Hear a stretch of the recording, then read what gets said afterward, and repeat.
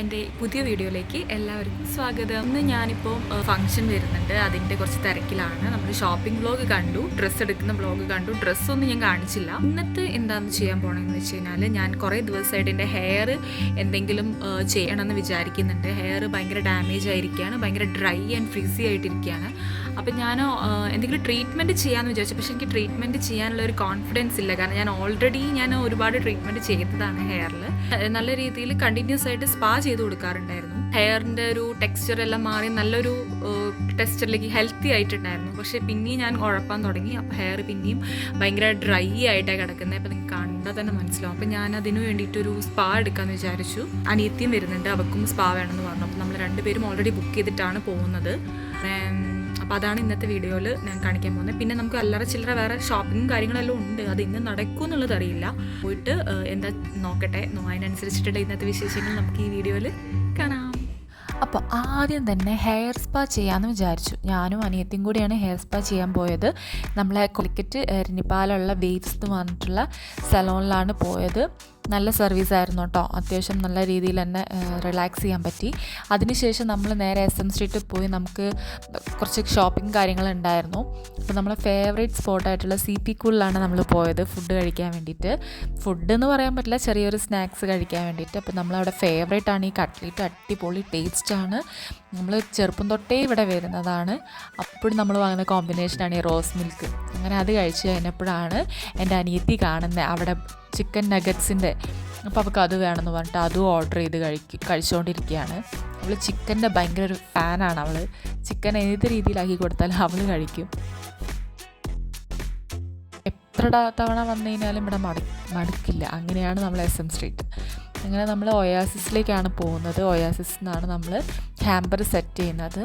അപ്പോൾ hamper spot എന്ന് പറഞ്ഞിട്ടുള്ളൊരു ഷോപ്പിലേക്കായിരുന്നു പോയത്. ഒരുപാട് നല്ല സ്വീറ്റ്സ് കളക്ഷൻസ് അവിടെ ഉണ്ടായിരുന്നു. നമുക്ക് പറ്റിയൊരു ഹാമ്പർ സെലക്ട് ചെയ്തു.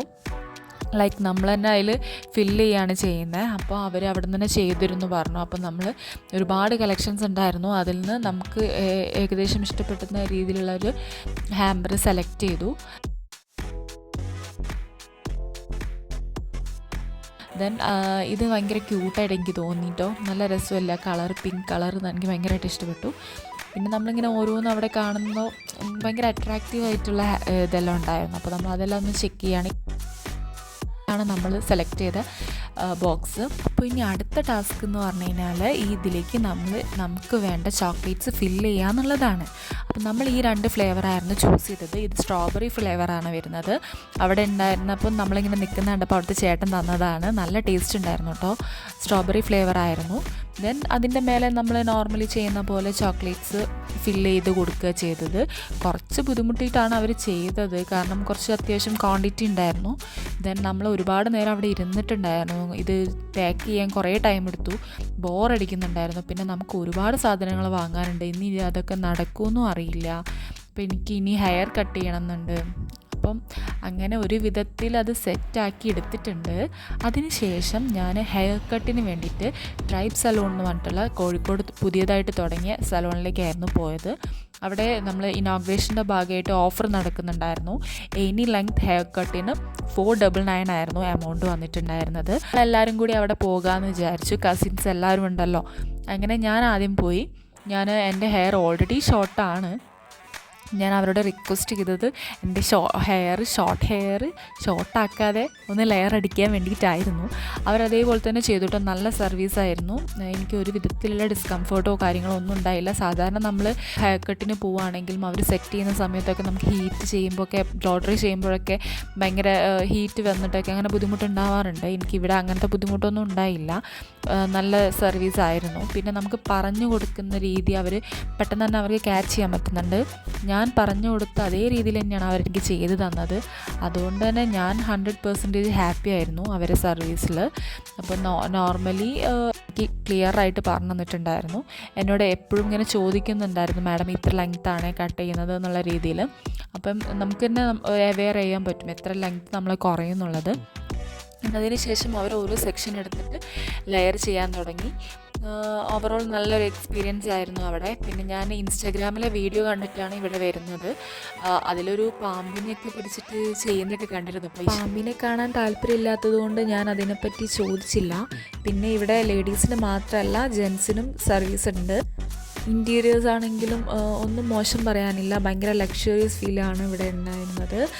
പിന്നെ അവർ നമുക്ക് പ്രോഡക്റ്റ് സജസ്റ്റ് ചെയ്തു. എൻ്റെ ഹെയർ കുറച്ച് ഡ്രൈ ആൻഡ് ഫ്രിസി ആയതുകൊണ്ട് റെഡ്കിൻ്റെ അവരെ ബ്രാൻഡിൻ്റെ ഷാമ്പു യൂസ് ചെയ്ത് ട്രൈ ചെയ്ത് നോക്കാൻ വേണ്ടിയിട്ട് പറഞ്ഞിരുന്നു. എനിക്കെന്തായാലും ഞാൻ ഓവറോൾ ഹാപ്പിയാണ്. എനിക്കിപ്പോൾ വീഡിയോ എടുത്ത് തരുന്നത് എൻ്റെ ഹസ്ബൻഡാണ്, ജിയും ഹാപ്പിയാണ്. അപ്പോൾ അവർ സെറ്റിംഗ് സ്പ്രേ ഒക്കെ വെച്ച് അടിപൊളിയായിട്ട് മുടി സെറ്റ് ചെയ്ത് തന്നിട്ടുണ്ടായിരുന്നു. ഇനി ആരെങ്കിലും ഹെയർ കട്ടിന് എന്തെങ്കിലും പ്ലാൻ ചെയ്യുന്നുണ്ടെങ്കിൽ ഞാൻ ഇവിടെ ഒന്ന് പോയിട്ട് ട്രൈ ചെയ്യാൻ പറയും. കാരണം എനിക്ക് ഓവറോൾ നല്ലൊരു എക്സ്പീരിയൻസ് ആയതുകൊണ്ട് തന്നെ ഞാനിത് സജസ്റ്റ് ചെയ്യും.